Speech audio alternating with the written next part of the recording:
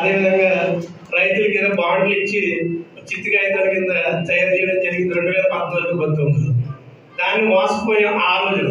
అదేవిధంగా ఈ సంవత్సరం 2019 నుంచి 24 వరకు మరి జగన్మోహన్ రెడ్డి గారు కానీ వైఎస్ఆర్ కాంగ్రెస్ పార్టీ ప్రభుత్వం కానీ మరి చెప్పిన పథకాల కంటే నవరత్నాలు చెప్పాము, కానీ తిరిగి ఆయన లెక్కలేని పథకాలు దాదాపు 103 పథకాలు ఆయన ప్రవేశపెట్టి మరి 5 సంవత్సరాలు కూడా ఇంటింటికి మనం పంపిణీ చేయడం, అదేవిధంగా సక్సెస్ఫుల్ గా వారికి ప్రతి 3 నెలలకి లెక్క వేసుకుంటే ప్రతి 3 నెలలకి ఏదో పథకం మనకు అందజేయడం జరిగి ప్రజల నుంచి మన్నలు పొందాం.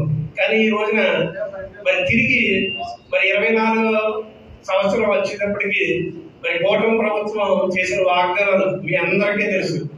ఏ వర్గం కూడా ఈ 14 నెలల నుంచి వారు అమలు చేశారు. ముఖ్యంగా మన ఉదాహరణ మీ దృష్టికి తీసుకురావాలంటే మరి ఉద్యోగులు పింఛన్ చెప్పారు, కానీ అది 4,000 రూపాయలు పెంచుతామని చెప్పడం జరిగింది తప్ప ఈ రోజు చూస్తే మరి లక్షలాది మందిని వారిని అర్హులై ఉన్నారు, కానీ వికలాంగత్వం సదరణ క్యాంపున ఒక్క పెట్టి దాన్ని తీయడానికి లిస్టులు చూపించడం జరిగింది. ఇప్పటికే దాదాపు 130,000 మందిని తొలగించడానికే దాన్ని ఆ పథకంలో మరి ఏర్పాటు చేయడం జరిగింది.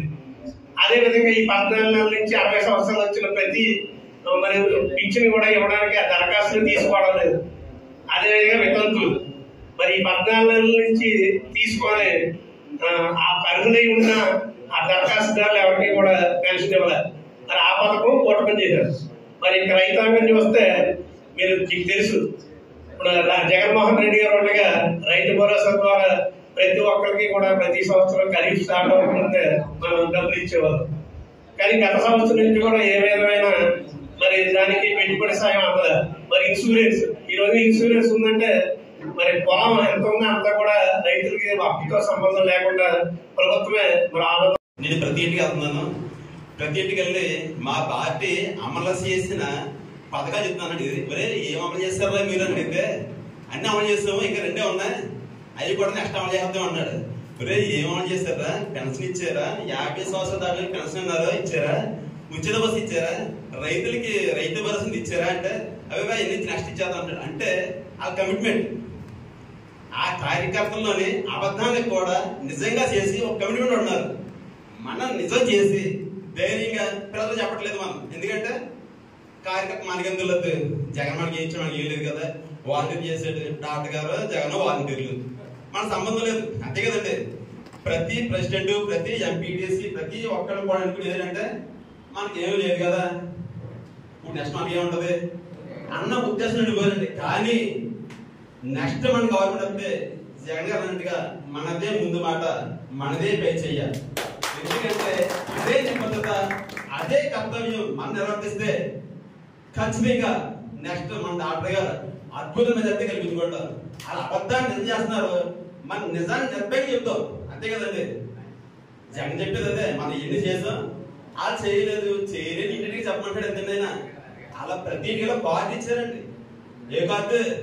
మీకు 5 సంవత్సరాల్లో 5 లక్షలు, ఏదో కుటుంబానికి 5 లక్షలు అంటే సంవత్సరానికి 1,00,000. ఇలా గెలిచిన వెంటనే మీ కుటుంబం 1,00,000 ఇచ్చారు మీకు.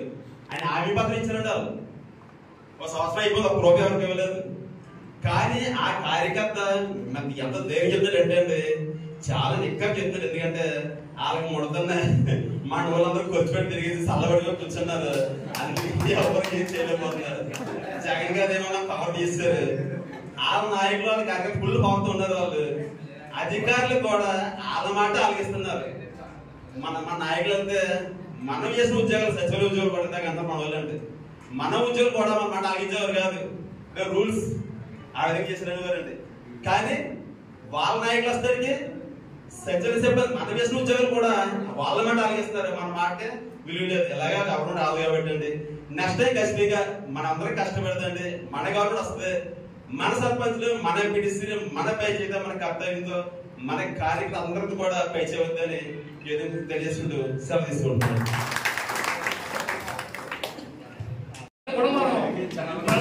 దృష్టికి తీసుకెళ్ళాలి.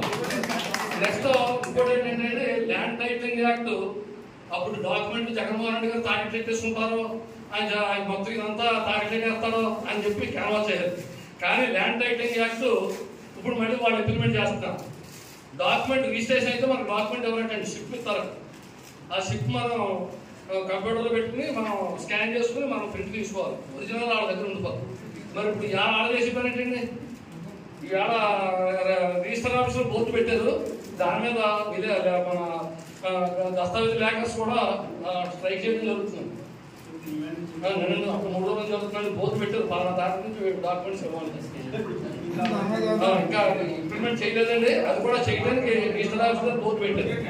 అని చేత మరి ల్యాండ్ టైటిలింగ్ యాక్ట్ రద్దు చేసేసాం. మొదటిసారి అదే అన్నారు కదా, మరి అది కూడా మనం ప్రజల్లోకి తీసుకెళ్తారని మీ అందరినీ కోరుకుంటూ నాకు అవకాశం ఇచ్చిన మీ అందరికీ కూడా హృదయపూర్వక కృతజ్ఞతలు తెలియజేసుకుంటూ సెలవు చేస్తే కరెంటు బిల్లు విపరీతంగా పెంచి అనేక మందిని కుదేలు చేసి 2 నెలల్లో కరెంటు బిల్లు కట్టుకోలేని పరిస్థితిలో 3వ నెల కూడా దొరలబడితే ఇమీడియట్ గా వచ్చి అసలు వాళ్ళతో ఏమాత్రం సమాచారం ఇవ్వకుండా వైర్లు కట్ చేసే పరిస్థితి. ఇన్ని ఇబ్బందులు పడుతున్న ఈ రాష్ట్రంలో అతను ప్రతి దాన్ని కూడా మోసపూరితంగా ప్రజలను మోసం చేసి స్మార్ట్ మీటర్లు ఏమంటే నిజంగా ఇది అంటే మరి మన 13 గ్రామాల్లోనూ ఏదైనా ఎక్కడన్నా స్టార్ట్ చేశారో లేదో తెలియదు కానీ చాలా దారుణం అండి. మనం ఎంతవరకు అయినా దీన్ని వ్యతిరేకిస్తేనే కొంతవరకు బాగుంటుంది. దీనివల్ల మనం పూర్తిగా నష్టపోతాం. అందుకని మనం ఎప్పటి వరకు ఈ స్థాయి వరకు ఈ మీటింగ్ అయింది.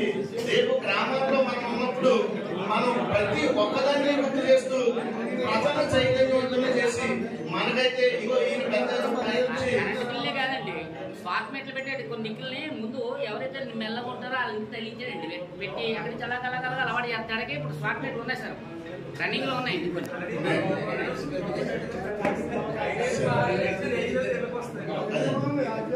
అందుకని మనకే ఈ మధ్యకాలంలో నేను ఒక పోస్ట్ చూశాను, మరి ఎవరైనా చూసారో లేదో. ఒక ఆయన అద్భుతంగా చెప్పాడు, ఎలా ఉందరా మీ గ్రామంలో పరిస్థితి లేక మీ రాష్ట్రంలో పరిస్థితి అని అడిగితేనట 3 పువ్వులు 6 కాయలుగా ఉందనేసి అన్నాడట. ఎవరన్నా చూశారండి? ఆ 3 పువ్వులు 6 కాయలు కదా చూసారా? 3 పువ్వులు 6 కాయలుగా ఉందన్నాడట. ఇప్పుడు మీదకి ఎలా ఉందిరా అంటే మాకేముందిరా 3 పువ్వులు అయితే ఉన్నాయి కానీ కాయలు కనపడతలేదు అన్నాడట. ఈ 3 కాయలు కనపడతలేదన్న ముగ్గురిని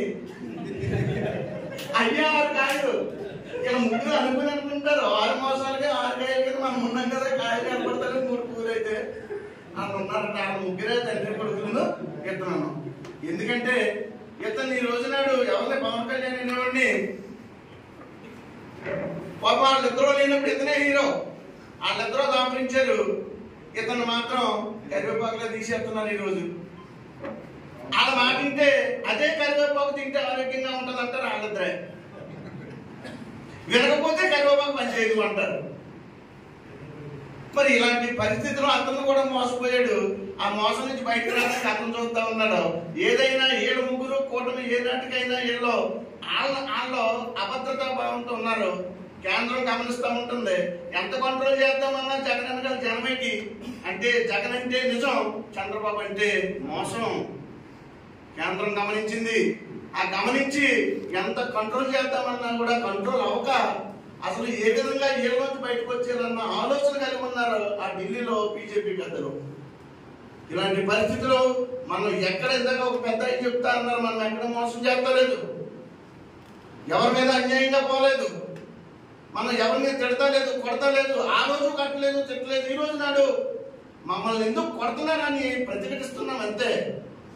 ప్రతిఘటించే కొద్దీ వాళ్ళు మీద పడిపోతున్నారు కనుక మరి మనం ఈసారైనా తిరగబడకపోతే మనల్ని అణిచివేసి చంపేస్తారేమోనని మరి మహానుభావులు సున్నితమైన మనసులు ఈ రోజు నాడు కఠినంగా మారాల్సిన పరిస్థితి వాళ్ళే తీసుకొచ్చారు. ఎప్పుడైనా మాట్లాడినా మాట్లాడుతుంటారు 1కి 10 సార్లు శిక్ష అనుభవిస్తారు. అంటే ఆయన ఎంత మండిపోతే ఆయన మనుషుల్ని ఆయన కార్యకర్తల్ని ఆయన అభిమానించే వాళ్ళని చిత్రహింసలు పెట్టి నానా విధాలుగా ఆయన కొడుతూ తిడుతూ ఉంటే చూస్తూ ఊరుకుంటే మరి ఆయన కార్యకర్తలు రక్షించేదేవు.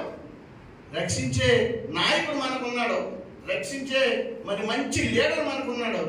ఏంటంటే నాయకుడు అంటే నటించేవాడిగా ఉండకూడదు, నమ్మకం కలిగించేవాడిగా ఉండాలని చెప్పేసి ఈ సభాముఖంగా మనం తెలుసుకుంటున్నాం. ఆయన దూకుడు చూస్తున్నాం. ఎంతకంటే రెట్టింపు ఉత్సాహంతో మనం ఇదివరకు డాక్టర్ గారు కాదు అని చెప్పి మనం తెలుసుకున్నాం. అందుకని మనం ముందు ఇదే యాంకర్ మీటింగ్ మండలానికి మరి మన గ్రామాల్లోకి వెళ్ళినప్పుడు మనం ఇంకా దీనికి రెండింతలు ఇది మన సొంతం.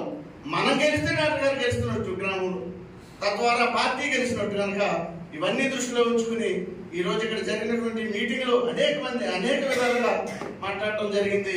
అన్నింటికి మించి మరి దిశానిర్దేశం చేసినటువంటి డాక్టర్ గారికి, మన కృష్ణారెడ్డి గారికి కూడా నేను ధన్యవాదాలు తెలియజేస్తూ, రెట్టించిన ఉత్సాహంతో మేమందరం మేము అనుకుంటాం, ఖచ్చితంగా పార్టీని గెలిపించుకుంటాం, మీకు అండదండగా ఉంటాం, మీరు మమ్మల్ని అందరినీ కాచుకుంటూ ముందుకు వెళ్ళాలని చెప్పేసి మనం చేస్తూ ఇచ్చిన అవకాశాలు థ్యాంక్ యూ సార్.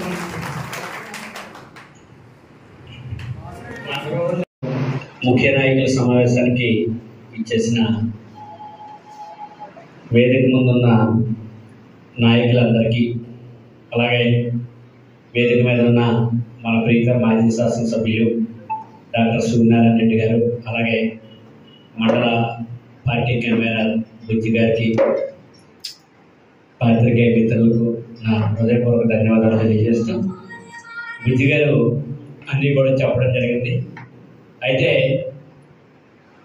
మన పార్టీ అధ్యక్షులు వైఎస్ జగన్మోహన్ రెడ్డి గారు బాబు ష్యూరిటీ మోసం గ్యారంటీ అని చెప్పి ఎన్నికల ముందు ఏదైతే సూపర్ 6 వాగ్దానాలు అమలు జరిపి హామీ ఇచ్చి ఎన్నికల తర్వాత సంవత్సర కాలంలో కూటమి ప్రభుత్వం వైఫల్యం చెందిన విషయాన్ని మనం ప్రజల ముందుకు తీసుకెళ్లాలని చెప్పే ఉద్దేశంతో ఈ కార్యక్రమాన్ని డిజైన్ చేయడం జరిగింది. ఇందులో భాగంగా ముందుగా మన రాష్ట్ర స్థాయి సమావేశం ఎమ్మెల్యేలు, మాజీ ఎమ్మెల్యేలతో, ముఖ్య నాయకులతో జగన్ గారు నిర్వహించడం, తర్వాత జిల్లా స్థాయిలో ఈ సమావేశాన్ని రాజమండ్రిలో నిర్వహించడం, నియోజకవర్గ స్థాయిలో ఈ సమావేశాన్ని మన అనపర్తి పార్టీ కార్యాలయంలో నిర్వహించుకోవడం జరిగింది. ఈ రోజున ఈ మండల స్థాయి కార్యక్రమంలో భాగంగా ఇప్పటికే అనపర్తి, పెదపూడి మండలాలు నిర్వహించడం జరిగింది. ఈరోజు ఈ పిక్కవోలు మండలంలో ఈ కార్యక్రమం నిర్వహించడం జరుగుతూ ఉంది. బుజ్జిగా చెప్పినట్టు అన్నింటా కూడా ఏదైతే వారు సూపర్ 6 అని 6 వాగ్దానాలు ఫోకస్ చేసి ప్రజలకు వివరించి, ప్రజలను మోసగించి మరి ఓట్లు వేయించుకుని ఎన్నికల తర్వాత మోసం చేశారో దాన్ని మనం ప్రజల ముందుకు తీసుకెళ్లాల్సిన బాధ్యత మన మీద ఉంది. ఇందులో భాగంగా ఈనాడు ఇక్కడ ఈ మండల స్థాయిలో అవగాహన కార్యక్రమం జరుగుతుంది. తర్వాత మళ్ళా గ్రామాన ఈ కార్యక్రమం మనం నిర్వహించాల్సి ఉంటుంది. ఏ రోజు ఏ గ్రామం ఎలా నిర్వహించాలనేది మళ్ళా మీకు ఒక ప్లానింగ్ చెప్పడం జరుగుతుంది. తర్వాత అయితే మనం చేయాల్సింది ఏంటంటే గ్రామంలోకి వెళ్ళినప్పుడు మనకి ఒక యాప్ని మీకు గ్రూపుల ద్వారా పంపించడం జరుగుతుంది. ఈ యాప్ని మనం ఎవరింటికైనా వెళ్ళినప్పుడు ఆ యాప్ని స్కాన్ చేయాలి. వాళ్ళ ఫోన్లో స్కాన్ చేసినప్పుడు ఏదైతే సూపర్ 6 వాగ్దానాలకు సంబంధించి ఎన్నికల ముందు ఇచ్చిన వాగ్దానాలు, ఏ కుటుంబం ఎంత నష్టపోయింది అనేది అందులో డిస్ప్లే అవుతూ ఉంది. అంటే ఏ కుటుంబం అంటే గతంలో మహిళా శక్తి పేరుతో కానీ లేకుంటే తెలుగుదేశం పార్టీ కార్యకర్తలు నాయకులు ఇంటింటికి తిరిగి ఆధార్ నెంబర్ తీసుకుని ఫోన్ నెంబర్ లింక్ చేశారు. ఏ ఆధార్ కార్డుకి ఏ ఫోన్ నెంబర్ లింక్ అయిందో అది వాళ్ళ డేటాలో ఫీడ్ చేశారు. ఇప్పుడు మనం స్కాన్ చేసినప్పుడు వాళ్ళ ఇంటికి వెళ్ళి వాళ్ళ ఫోన్లో యాప్ స్కాన్ చేసినప్పుడు అప్పట్లో వాళ్ళు ఇచ్చిన ఫోన్ నెంబరు, ఆధార్ కార్డుకున్న ఫోన్ నెంబరు, ఈ ఫోన్కున్న ఫోన్ నెంబరు ఒకటే అయితే మాత్రం ఖచ్చితంగా ఆ కుటుంబానికి అప్పట్లో ఒక హామీ పత్రాలు ఇచ్చారు టీడీపీ ఇంటింటికి తిరిగి, మీకు ఈ స్కీమ్ ద్వారా మీకు ఇంత అమలు చేస్తాం గెలిస్తే 5 సంవత్సరాలు అని చెప్పి ఆ హామీ పత్రం అప్పట్లో రాసి ఇచ్చారు ఆ కుటుంబాలకు కూడా. అది కూడా ఆ యాప్ అందులో ఓపెన్ అవుతుంది. ఫలానా సుబ్బారావు కుటుంబానికి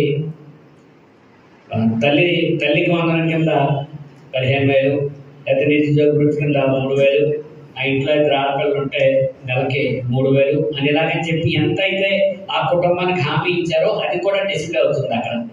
రేరు, కొన్ని కుటుంబాలకు మాత్రమే అవుతుంది. ఎందుకంటే అప్పట్లో చాలా మంది ఏదో ఫోన్ నెంబర్ ఇస్తారు, మళ్ళీ తర్వాత ఫోన్ నెంబర్ వాళ్ళు మార్చేస్తారు కాబట్టి అది ఒకటి కరెక్ట్గా రావడం లేదు. వీళ్ళు అది ఏదైతే సూపర్ 6 హామీలు ఇచ్చారో అది ఓపెన్ అవుతుంది. సూపర్ 6 హామీలపై ఎన్నికల ముందు చంద్రబాబు నాయుడు గారు మాట్లాడిన మాటలు కానీ, పవన్ కళ్యాణ్ మాట్లాడిన మాటలు కానీ ఓపెన్ అవుతుంది. అలాగే ఎన్నికల తర్వాత మళ్ళా ఈ పథకాల్ని చంద్రబాబు నాయుడు గారు మందరం పాడడానికి కొన్ని మీటింగుల్లో నిధులు లేవు, రాష్ట్రం క్లిష్ట పరిస్థితుల్లో ఉంది అని చెప్పేసి కొన్ని చెప్పడం జరిగింది.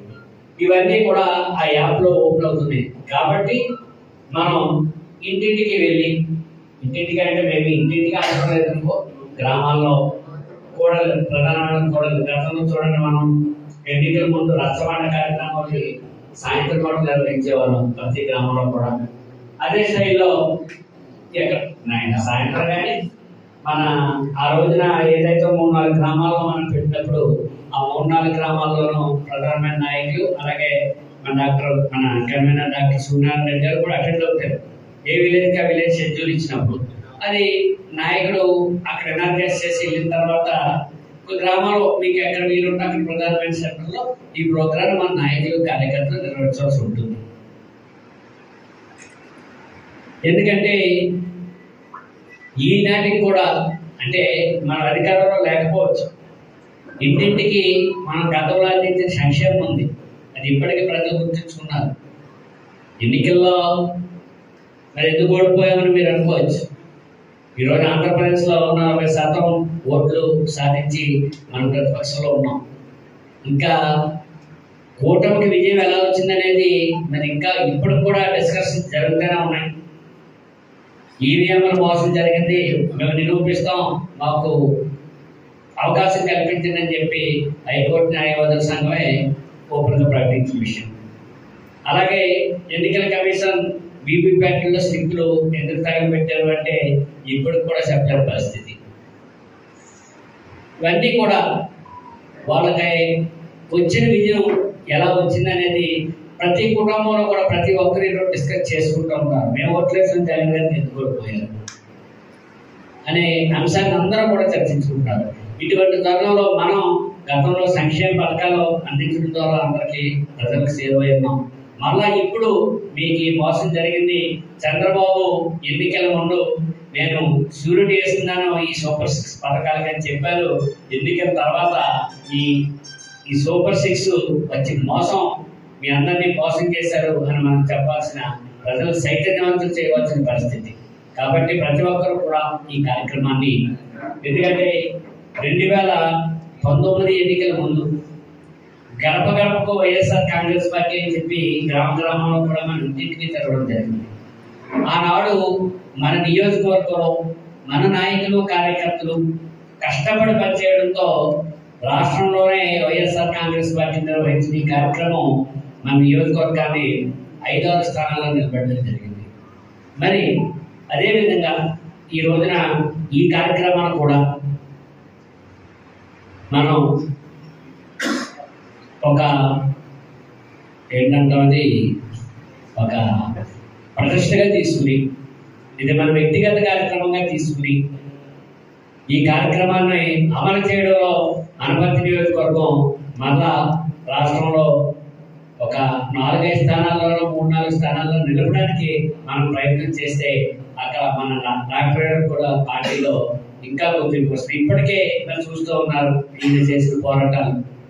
అంటే మన సహకారంతో మరి ఈ మధ్యన అనపర్తి మండలంలో ఎస్సీ మహిళలపై దాడి జరగడం, దాన్ని ఫస్ట్ అయితే అసలు ఏం లేదు, దాడి చేశారు, దాడి చేసేసి మనకేంట్రా మన అధికార పార్టీ నాయకులు మనల్ని ఏం చేస్తారన్న టైప్లో ఉన్నారు. తర్వాత డాక్టర్ గారు కానీ అక్కడ అనపర్తి మండలంలో నాయకులు, కార్యకర్తలు, అలాగే మన జిల్లా నాయకులు తోడ్పాటు ఇవన్నీ కలిసి వచ్చి చివరికి ముద్దాయిల్ని అరెస్ట్ చేసిన పరిస్థితి. ఇదంతా అదే నాకెందుకంటే డాక్టర్ గారు కూర్చుంటే అదేం జరగదు. ప్రతిపక్షంగా అక్కడ ఒక ఎస్సీలకు జరిగిన అన్యాయం మనం పోరాడాలి. అక్కడ దాడి చేసింది మన పార్టీ కార్యకర్త పైన, మన పార్టీ నాయకుల పైన కాదు. మన బిక్కోలు మండలంలో బాబు షూరిటీ మోసం గ్యారంటీ అనే కార్యక్రమం పైన ఈ రోజున సమావేశం ఏర్పాటైంది. ఈ సమావేశానికి వేదిక పైన నుండి మండల కన్వీనర్ బుజ్జి గారికి, అదేవిధంగా మార్కెట్ కమిటీ మాజీ చైర్మన్ సభ్యుల కృష్ణాకి, వివిధ గ్రామాల నుంచి ఇచ్చేసినటువంటి నాయకులకు అంటే ముఖ్యంగా పిలవడం జరిగింది. అందరికీ కూడా ముందుగా నా హృదయపూర్వక ధన్యవాదాలు తెలియజేస్తూ, ఈ రోజున అనుకోకుండా కూడా 1 గంట కూడా ప్రోగ్రాం ఆలస్యమైంది. కారణం ఈ రోజున మాజీ మంత్రులు వేణు గారు, అనితి గారు, అదేవిధంగా జక్కంపూడి హరి గారు వీళ్ళందరూ కూడా అనపర్తి ఆ దళితులను పరామర్శించడానికి రావడంతో ఆ కార్యక్రమం పూర్తవుతున్న లేట్ అయింది కాబట్టి అన్నిదా భావించడం మిమ్మల్ని అందరినీ కూడా కోరుకుంటూ, గౌరవ ముఖ్యమంత్రి జగన్మోహన్ రెడ్డి గారు ఈ కార్యక్రమాన్ని అనౌన్స్ చేయడం జరిగింది. ఈ కార్యక్రమం ముఖ్య ఉద్దేశం మరి మనందరికీ కూడా తెలుసు, ఎలక్షన్ ముందు వీళ్ళ తెలుగుదేశం పార్టీ నాయకులు, అదేవిధంగా కూటమి నాయకులు కానీ మహిళా శక్తిని కొంతమంది లేడీస్ని ఏర్పాటు చేసి వాళ్ళ ఇంటింటికి వెళ్ళి మరి మేము అధికారంలోకి వస్తే మీకు అవి చేస్తాం, ఇది చేస్తాం, అదేవిధంగా ఆడపిల్లలకి ప్రతి 18 సంవత్సరాల ఉన్న వాళ్ళకి కూడా నెలకు 1500 ఇస్తాం, చదువుకుని ఉద్యోగాలు లేని వాళ్ళందరికీ కూడా నిరుద్యోగ వృత్తి ఇచ్చేస్తాం. 1, 2 వాళ్ళు చెప్పినవి అన్నీ కాదు, అందరికీ తెలుసు. ప్రజలు కూడా జనరల్గా ఆశాజీవులు, ఏమో జగన్ గారు ఇస్తానన్నా ఇచ్చేసారు, వీళ్ళు ఇంకా ఎంతో బాగా ఇచ్చేస్తా అంటున్నారు కాబట్టి వీళ్ళకి అవకాశం ఇద్దామని ఒకవైపు ఆలోచించడం.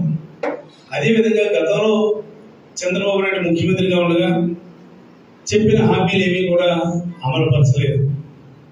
అయినా కూడా మరి ప్రజలకు కూడా జనరల్గా మరుపు అన్నది సహజం, మర్చిపోతాం, 4-5 ఏళ్ళ వదులు మర్చిపోతాం.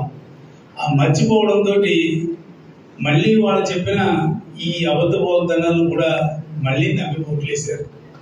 ఈవీఎంలు కానివ్వండి, లేకపోతే ఓట్లు వేయడం కానీ ఏదైనా కూడా జరిగింది. ఈ జరగడంతో మరి ఇన్ని సంక్షేమ కార్యక్రమాలు ప్రవేశపెట్టిన మనం కూడా ఓడిపోవడం జరిగింది.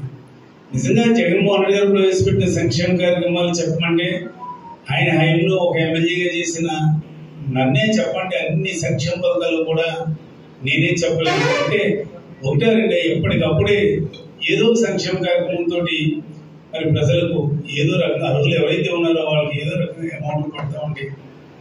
ఈ రోజున చూస్తున్నాం, ప్రతి పేదవాడు కూడా డబ్బులు లేక గిలగిలాడిపోతున్నారు.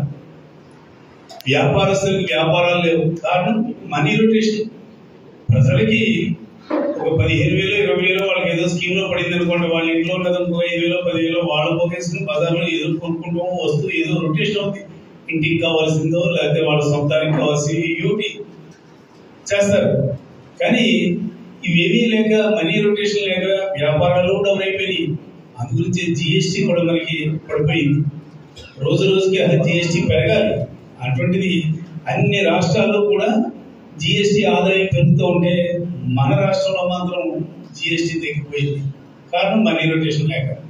ఆఖరికి ఫైనాన్స్ వ్యాపారాలు చేసేవాళ్ళు కూడా ఒకటే చెప్తా ఉన్నారు, మా దగ్గర తీసుకునే వాళ్ళే కానీ కట్టేవాళ్ళు ఎవరు లేరు, ఎంత ఇచ్చినా కూడా తీసుకునేలాగా ఉన్నారు.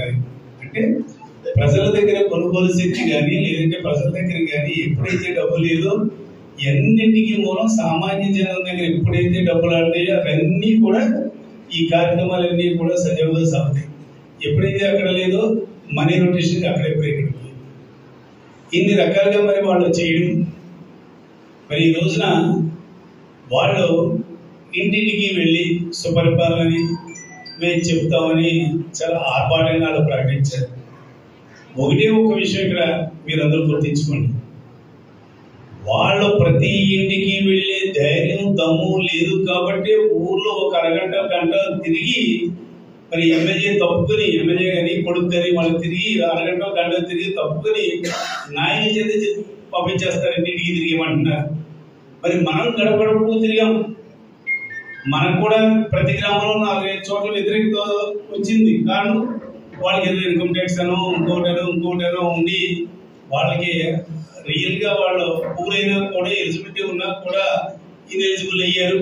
మరి మాకెందుకు రాలేదని బాధపడిన వాళ్ళు ఉన్నారు, మనకి 4-5. కానీ వాళ్ళు ఈ వేళ ఊరు తిరిగితే 190 మంది పైగా వ్యతిరేకులు ఉన్నారు. పక్కా తెలుగుదేశం పార్టీ సానుభూతి పనులు కూడా ఈరోజు తిట్టుకుంటున్నారు. అది నాకంటే మీకే బాగా తెలుసు. ఎందుకంటే ప్రతి వాళ్ళు బాధపడుతున్నారు. అందుగురించే ఏ ఇంటికి వెళ్తే ఎక్కడ కడిగేస్తారో, ఎక్కడ ముఖం మీద అడిగేస్తారో అని వాళ్ళ అరగంట చూడండి. మనకి ఒక గ్రామం తిరగాలంటే పెద్దలు తక్కువ ఉంటే 2 రోజులు పట్టేది. వాళ్ళు 2-3 ఊళ్ళు కలిపి 3-4 గంటలు తిరిగేస్తున్నారంటే ఒక అరగంట గంట. అది కూడా ఇది వీడియోలు రికార్డ్ చేస్తున్నారు. వాళ్ళ అనుకూలంగా ఉన్న చోట ఉంటారు కదా పార్టీ అభిమానులు, వాళ్ళ ఇంటికి వెళ్ళినప్పుడు ఇది నవ్వుతూ వీళ్ళు ఇచ్చిన పాంప్లెట్ తీసుకుని వీడియో ఉంటుంది కదా, తీసుకుంటున్నారు కదా, ఆ వీడియో తీసుకుంటున్నారు అంతే. అది పోస్ట్ చేస్తారు. ప్రజలందరూ మాకు ఈ రకం. నిజంగా ప్రజలందరూ అంత అభిమానంగా ఉంటే వాళ్ళు మనం తిరిగినట్టుగానే ప్రతి ఇంటికి వెళ్ళి వైఎస్ఆర్ కాంగ్రెస్ పార్టీ హయాంలో మీకు ఇంతే వచ్చింది లబ్ధి, మా హయాంలో ఇన్ని స్కీముల్లో ఇంత వచ్చింది లబ్ధి అని ధైర్యంగా చెప్పాలి. కానీ వాళ్ళకి చెప్పే ధైర్యం లేదు.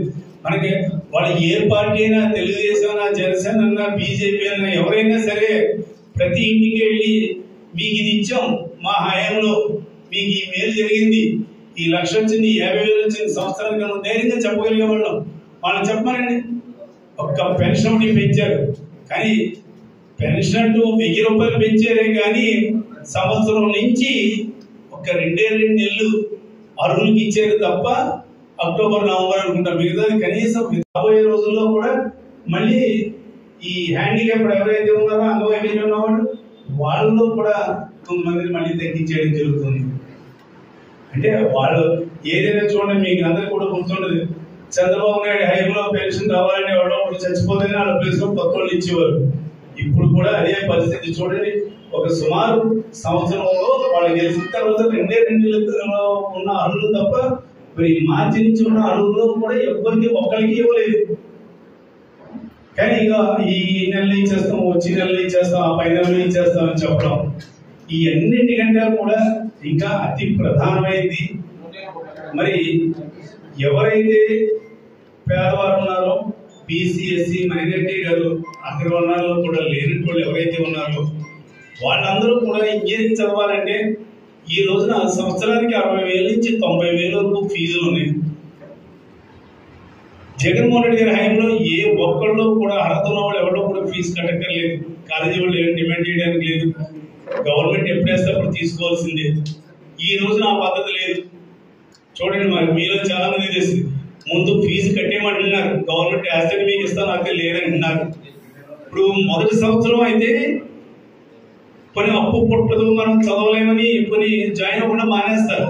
అది కాకుండా ఆల్రెడీ 2వ సంవత్సరం 3వ సంవత్సరంలోకి వెళ్ళేవాళ్ళు అటు అప్పు పుట్టక ఇటు ఫీజులు కట్టలేక త్రిశంకు స్వర్గంలో ఉన్నారు చాలా మంది విద్యార్థులు.